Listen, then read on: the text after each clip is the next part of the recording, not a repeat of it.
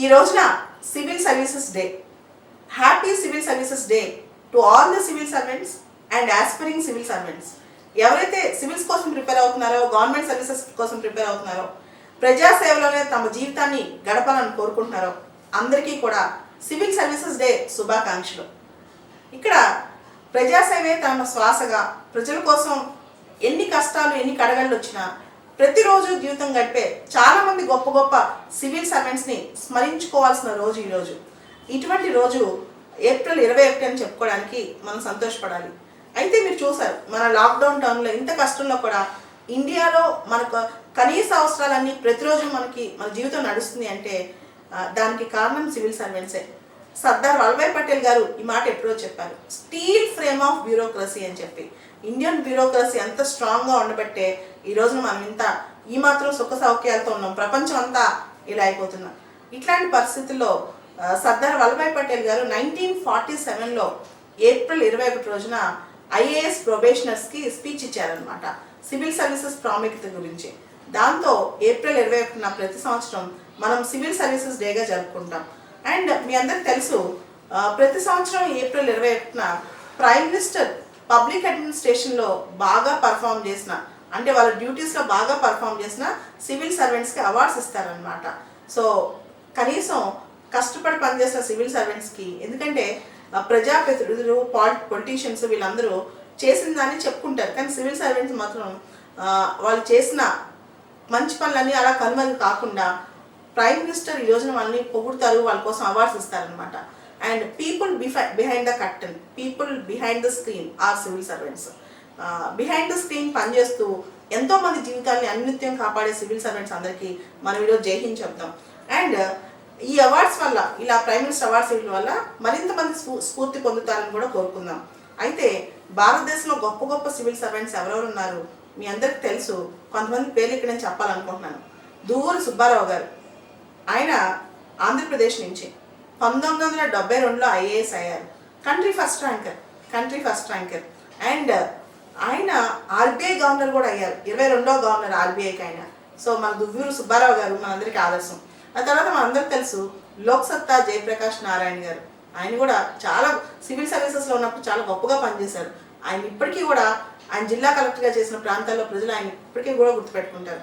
ఆ తర్వాత మనందరికి తెలుసు lady IPS officer Kiran Bedi, first IPS officer. తర్వాత lady first Indian foreign service officer C B Muthamma. And election కమిషనర్గా అయ్యి మొత్తం రాజకీయ పార్టీని గడగడలాడించిన టిఎన్ శేషన్. అలానే అశోక్ కెంకా, దుర్గాశక్తి రాగ్పాల్, ఇంకా చాలామంది ఉన్నారు. అయితే ఇక్కడ నేను ఒక వ్యక్తి గురించి, నాకన్నా చాలా చిన్న వయసైన నా స్టూడెంట్ గురించి ఒక ముక్కలో చెప్పాలనుకుంటున్నాను. తన పేరు కృష్ణతేజ ఐఏఎస్.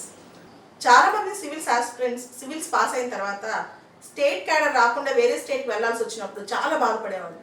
కానీ కృష్ణతేజ మాత్రం ఒక మాట అన్నాడు నాతో, I'm blessed to stay in God's own country అని. కేరళ అందరూ God's own place, God's own country అంటారు కదా. సో ప్రతిదాన్ని పాజిటివ్గా తీసుకునే దృక్పథం తంది. తనకి కేరళ వెళ్ళేటప్పుడు, అంతకుముందు సివిల్స్ ప్రిపేర్ అయ్యేటప్పుడు సివిల్ సర్వీసెస్ అచీవ్ చేయడం 1% అయితే ఆ సివిల్ సర్వీసెస్ ద్వారా అందరికీ సేవ చేయడం 99%గా భావించారు. తను ప్రిపేర్ అయ్యేటప్పుడు కూడా ఒక మాట అనేవాడు నాతో రెగ్యులర్గా, నేను ఎందుకు ఇంత కష్టపడి పనిచేస్తున్నానంటే ప్రజలకు సేవ చేయడానికి అని. అలా కేవలం మాటలు మంచిగా కాకుండా ఇప్పుడు ఒక చేతన మంచిగా నిలిచిన కృష్ణతేజ ఐఏఎస్ మాటలు మనం విందాం.